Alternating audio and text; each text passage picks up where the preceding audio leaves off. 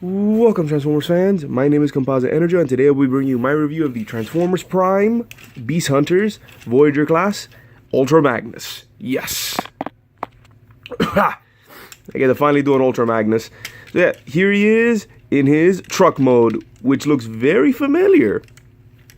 And you're probably asking, why does this look so much like Optimus? Well, that's because this toy mold is basically a repaint and decent retool, slight retool of the it's a long title, the Transformers Prime Robots in Disguise Voyager class Optimus Prime.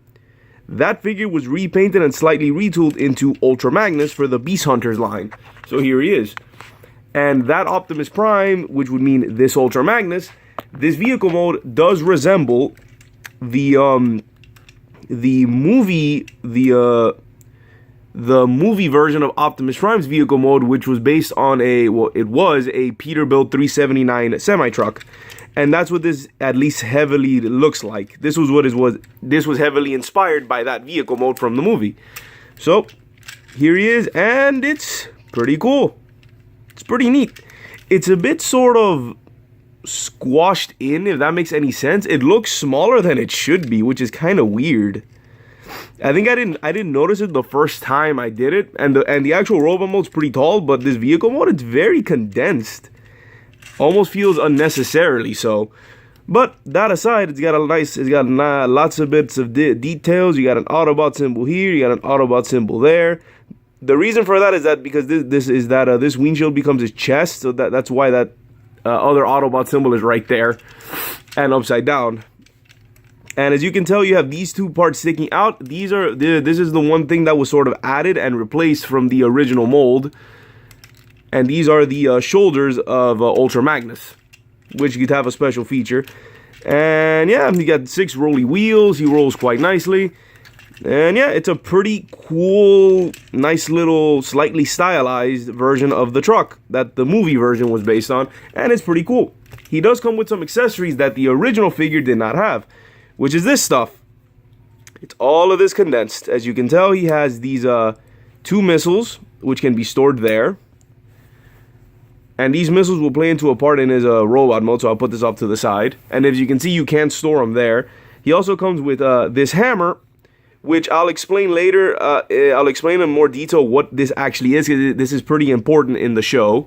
So put that off to the side. And then you have this, which I might as well mention this. There's like a little peg here, not on this side, but it is on this side, that you put here. And this is how you're able to actually store it, put it in here in order to store it in his vehicle mode. As you can see, that's more or less how you do it. Now I'm going to take this off.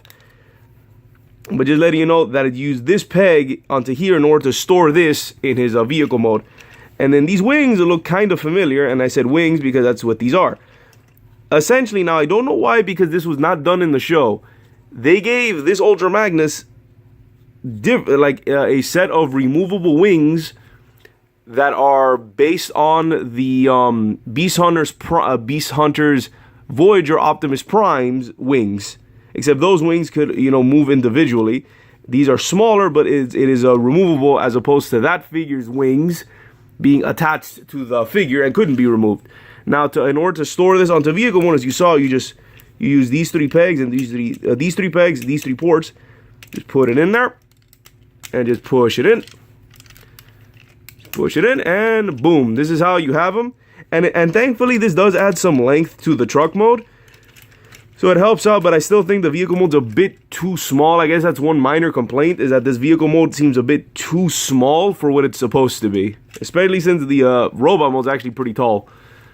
And yes, just like Voyager, Beast Hunter, Optimus, you can have a flying truck if you wish. So let me remove this out, and then you'll see how yeah, just be careful with that. And it also helps if you lift this piece up in order to give you clearance. So fold this back, and then we'll see all of these accessories again when I transform them. So enough jibber jabber about the vehicle mode. Let's get on to transformation. So here we go. What's the first step? Oh yeah, I think first thing you have to do is come in here and fold out these panels. The transformation is pretty involved. I'm going to tell you right now, it is pretty involved. You do have to do some stuff. I want to say that he's not too complicated. Yeah, then you lift this here. But he's also not too easy. You come in here and pull. Like, these are actually pegged in there until, like, they're like that. You untab it, and then fold these down. These will eventually become his legs. Just fold those out. Just have them be there for clearance. Then you can lift this up, and then come in here. This is a tricky part, because then you're supposed. That's right. You're supposed to come in here after lifting this up. Come in here, separate this here. Supposed to be able to separate. Oh, I guess move this up a bit, separate, and then fold. You can fold this back, and same thing here. Fold this back, and then these back wings, you can just angle them like this. Now, when you have the when you're attaching this thing, and I'll show it later, there's a specific angle that this needs to be on. But if you're not using this, you can have it any which way you want. You can have it be like this to hide the tires, or at an angle. I like having them at a slight angle, at something like that, or like that. That's not important, but that's more or less up to you. Then for this, you fold this back. Take this back, which will reveal the head. And then for this part, which is kind of weird, you have to sort of take this. Well, first you separate this. And then while taking this out, you have to fold this out. So you have to move this out for clearance and then fold this thing in. Whoops, also be careful, these things can slide off. This is the way they're designed. So I'll just flip out the hand. Rotate. Well, this is the weird part. Okay, this is the front. So then you take this, you're supposed to rotate it down a bit. And then this part's kind of weird because you have to sort of angle it, which will then allow you to rotate it. It's very weird to explain, but as you can kind of see in there, it's supposed to rotate it like this, and then you bring it down. Then you sort of fold it in. And then for this arm, you do the same thing. When you pull this out, you pull this, push that forward, rotate it. Like if you got the room for it, you just rotate it down, flip out the hands. And I find that the arms are the most complicated part of this transformation, because this is pretty weird, kind of annoying to explain, but you have it be like this, then rotate it, as you can see there, then just push it in. You'll feel like a soft click when you push it in. And then for this part, you take this entire assembly, push it up. And very important, because I used to forget to do this. You have to come in here and flip out this piece. You can transform it while it's like that, but then it looks weird. It feels like it kind of just it causes unnecessary damage to this piece. So what you do is that you come in here, you flip this out. Also, when you're turning him into a vehicle, remember to put that back in, because he won't transform. Have it be like that, then just push it in, and it should. You should like hear a peg somewhere. Ah, yeah, it should peg into place. How was this? Oh yeah, yeah. Now I see it. Now I see it. I actually never noticed it before. There's some pegs in there, like in here, that's supposed to peg into there. So that's what you gotta do. Push them in till they peg into place. Okay, and there's his head. So yeah, the arms are like the most annoying thing, but it's still a pretty neat transformation. And then for the legs, it's the simplest thing. Just separate them, fold this out, rotate forward, fold out, rotate forward. The legs were the easiest things to transform. The upper body is where it gets complicated. And he does get pretty tall. And here he is, Ultra Magnus in his pretty cool robot mode. And one thing I have to say is that I don't think in the show he either did it only once or he never did it all. He never actually transformed. We never saw Ultra Magnus transform in the show, or he did it once and I just completely forgot about it. It's been a while since I've seen the Transformers Prime. And Ultra Magnus does show up in the season 3, which was subtitled Beast Hunters. Hence the name why he's, Transformers Prime Beast Hunters. I'll make sure that's folded back.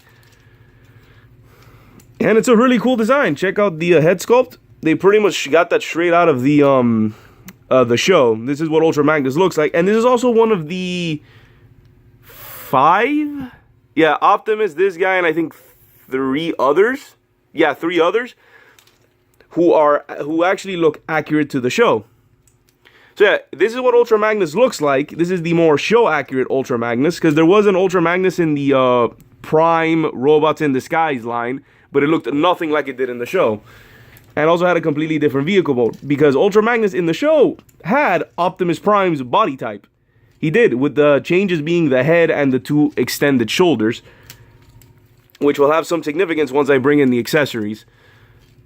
And yeah, it's a really cool figure. It's pretty tall, that's why I'm surprised that the vehicle mode is so squat. And it's really cool. And to show off his articulation, he's got, let's see, ball joints here. His head is on a ball joint, but because of all of the stuff underneath it, because of his, thick neck, he can't really do much with it. You gotta like finagle in order for him to look around. But he does have a small ball joint's arm. He can rotate here and bend there, and then you have a little bit of up and down in the arm. For legs, ball joints there. Can do a pretty good kick. There we go, pretty good kick. Can rotate there at the thigh. And a knee, and has a ball joint here at the foot, so you have a little bit of an ankle and an up and down.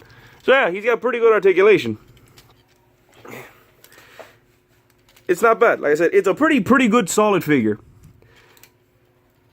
Like I said, for his Robomon, I don't have too many complaints. I just what would I think he would have? Not really. So it's a nice solid figure. No complaints here. Just, I think, I guess the standard complaint would be a little bit more articulation would be nice, but I don't really take that into consideration because, shoulda, coulda, woulda, and, whatever. So, Ultra Magnus, solid robot mode. Now let's get to his accessories. First, let me show off, I guess, the most simplest ones, which are these missiles, which you can actually stick up to here onto these clips here. Stick them onto there, and to have him have a more G1 accurate, like G1, I guess, inspired looking robot mode. And I like displaying them like this because it's better than the other way to store these things. Although I could store them on the wings, which I might just start doing that. But yeah, you can have them be like this so it resembles the his G1 counterpart a little bit more, having the missiles on the side. But these shoulders can actually function as real friction missiles. You can actually pop them in there. Let me just sit them down for a second. Pop them in here. And you can have them be pointing up like that, which I think just looks kind of ridiculous. But you can have them you can bend these forward, and you see these parts sticking out, and you can actually fire. Oh, shot my camera. Fire the missiles, so yeah. These are built-in shoulder launchers, which are friction fired.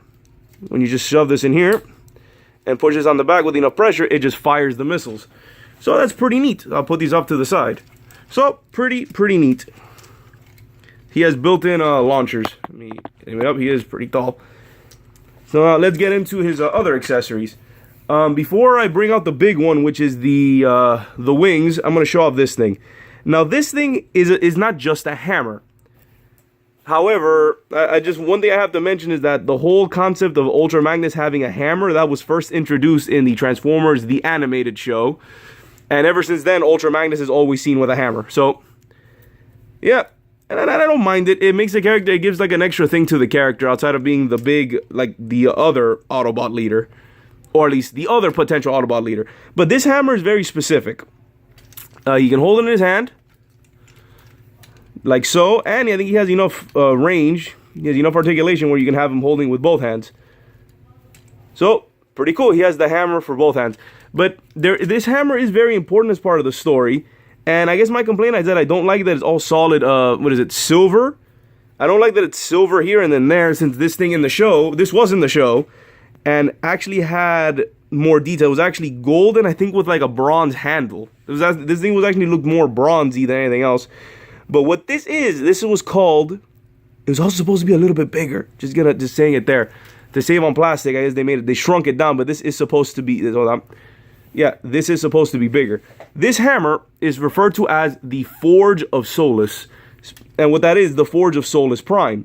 And what this hammer could do, this, like in the show, this was one of the ancient Prime relics. And the cool thing about this weapon, and it wasn't a weapon, of this tool, was that it had the power to essentially upgrade or fix any item that it hits. Whenever it touches something, It could be used to either repair, or upgrade or enhance anything that it would hit, any mechanical object that it could hit. In fact, but it had a supply of energy in order to do that. It can only do it a certain number of times. In the show, this hammer was used. I'm trying to remember when it was used on the actual show. It was used to upgrade the land bridge into a space bridge so it can open portals anywhere on the planet and off the planet. And it was also used to repair the Star Saber, which was broken by Megatron in the show. Like I said, watch the show, it'll make all more sense. But this hammer, the last time it was used, its last bit of energy before it just became a hammer, was used to upgrade Optimus Prime into the form that he has in the Beast Hunters season. Basically, the Voyager Beast Hunters toy that I reviewed earlier has that look because of this hammer. Optimus originally looked like this. He had this body type, but then was upgraded into that bulkier one because of this hammer, thanks to another character. Like, another guy had the decision of upgrading him, and he did. Saved his life and upgraded his body into a much stronger form. So yeah, that's pretty much the story. I think I went on a little longer than I wanted to, but that is the story of the Forge of Solus Prime here. And to store it, we'll have to bring out the next accessory, which is the wings, which I finally get to mention. Now, Ultra Magnus does have this. He does have the hammers. Shoulder launchers he never used. In fact, I think his weapon was the same one as Optimus. His hands could turn into guns, which this one can't do. But this hammer, when the Forge of Solus ran out of energy, it just became a regular hammer, which Ultra Magnus did use for a couple fights. Or one big fight, I don't remember. But I know he did use it in like one really cool fight with two other characters. And I think in the show he became like an honorary member of the Wreckers. I think. I don't know if they made it official, but he did help out the Wreckers. And that's when he actually used the hammer, which is really cool. Like I said, no complaints here. I just kind of wish this had more paint to have it resemble, like it look more like it did on the show. And it would not have hurt. It wouldn't have hurt if they made the actual hammer portion a little bigger, because it was bigger on the show. So enough talking. Talk too much. To this piece. What you do here is that you pull this part up, move the wings back for clearance, and then you see these pieces here. This is where you have to like line this up in order for it to connect down here. And then this thing will hook up like here, like on the sides, and like on the front you'll hear it click. And there you go, it clicks into place, and then you angle the doors, these panels, so that you can push this in like so. So this is how it's supposed to look. The wings have to be angled this far in order for it to be pushed in there. And then Ultra Magnus now has Optimus Prime style wings. He never had this in the show. I don't know if this was like a concept that he would have maybe have upgraded into getting these wings, which can fold out, and there you have it. So he could essentially fly as well, which is pretty cool. I don't mind it. Oh, and to store the hammer in vehicle mode, in robot mode, I mean, you have to have the backpack on, the wings, and then just plug it in there. Like so. And there you go. That's how you store the Forge on his robot mode. And anything else I gotta say? Well, he has some ports here, so if you want, you can have a... You can do this if you want. There's another thing he can do. But, yeah, pretend this is a gun. But that's now getting a little silly. But yeah, this is the hammer. So yeah, that's Ultra Magnus, and it's a pretty solid figure. I think what surprised me were the accessories that they gave him were also pretty neat. And I just have the missiles here.